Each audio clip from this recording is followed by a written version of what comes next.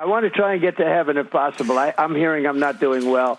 I hear I'm really at the bottom of the totem pole. Was he joking, or is there spiritual motivation behind his peace deals here? I think the president was serious. I think the president wants to get to heaven, as I hope we all do in this room as well.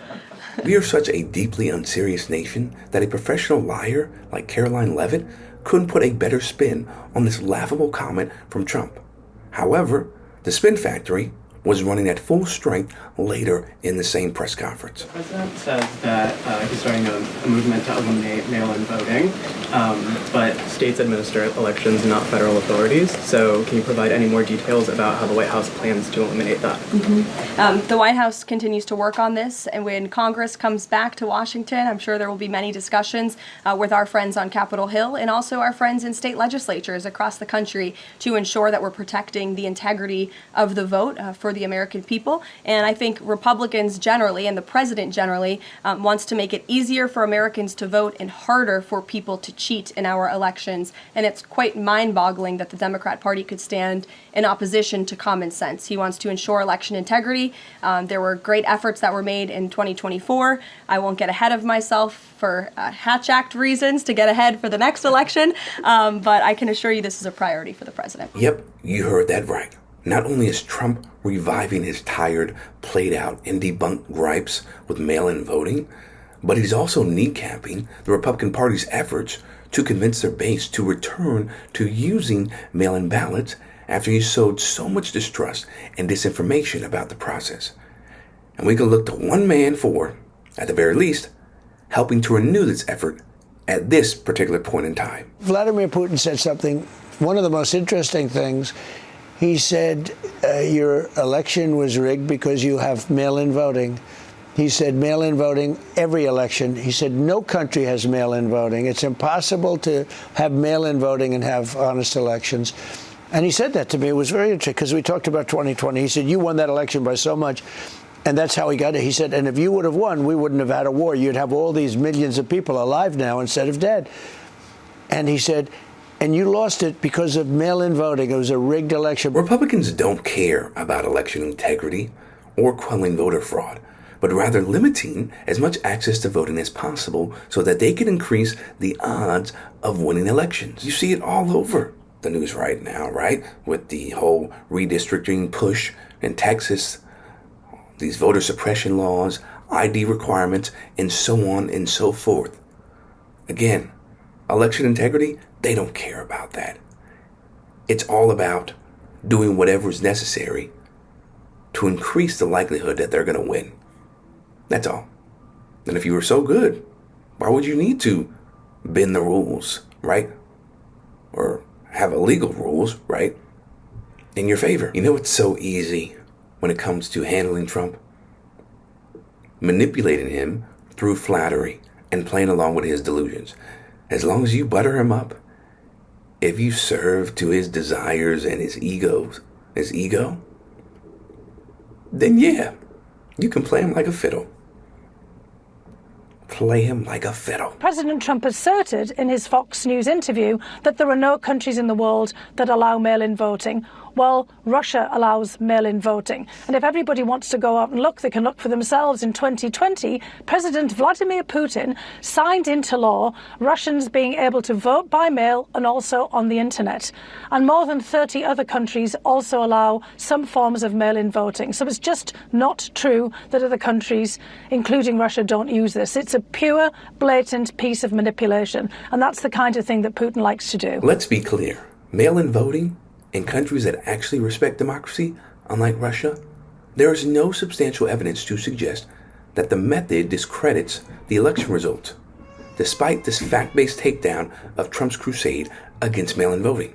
He went even further than before while meeting with Ukrainian President Zelensky, just days after his bootlicking session with Vladimir Putin. You pushed out on social media about doing away with mail-in ballots and potentially electronic voting machines. Can you explain on that? How? Well, that's a very off topic, just really quickly.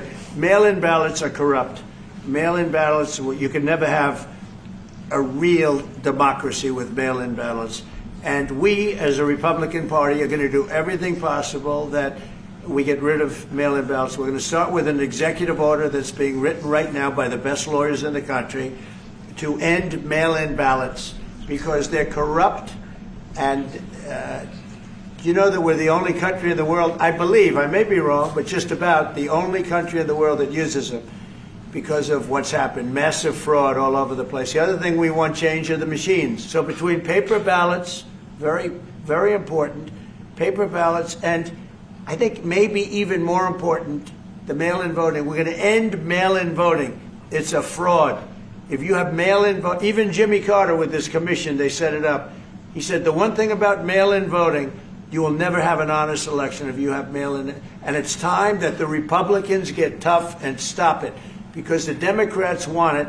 It's the only way they can get elected. We're going to stop mail-in ballots because it's corrupt. Now, we got to stop mail-in voting, and the Republicans have to lead the charge.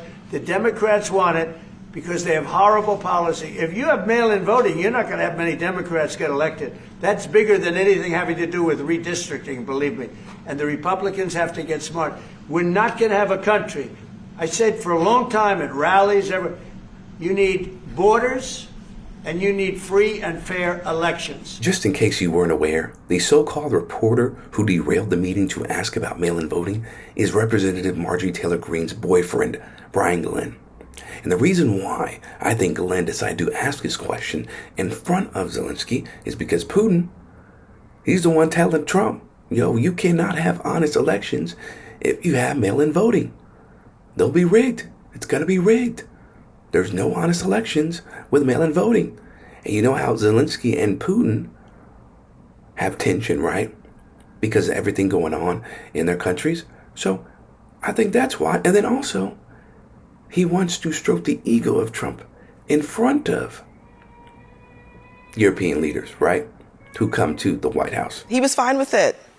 Well, it was because his Republican strategists were panicking because they realized that they were going to lose without getting those mail-in ballots now. And I would imagine this time around, those same Republican strategists are also panicking because if he goes out there and starts to spread the word that mail-in ballots aren't going to work, this is going to be a real problem in the midterms for those Republicans. Plus the fact that he has no authority to do this. I mean, he tried to pass he wrote up an executive order a couple of months ago to deal with the voting, and he got shot down by 2 different federal judges. So there's really there's no path for him here, and it's sort of fascinating that all it takes is one suggestion from Putin. I mean, what were they doing talking about 2020 during these meetings? Like he's like a cat. It's like no object permanency. This whole revived dip into election conspiracies is a ploy to continue sowing distrust in our elections ahead of the 2026 midterms, right?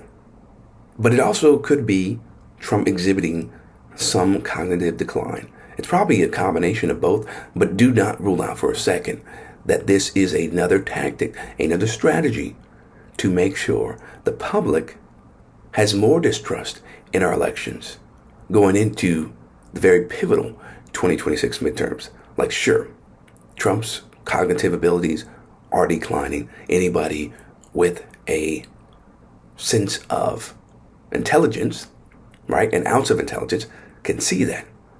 But we also know about his ability to put distrust out into the public and provide examples that are not true to help lead people down a bad road of thinking one thing is true when it actually isn't. In this case, yeah, mail-in voting is going to lead to rigged elections. Mail-in voting is bad. Okay. Rebel HQ, I'm Chris Williamson. We'll see you next time.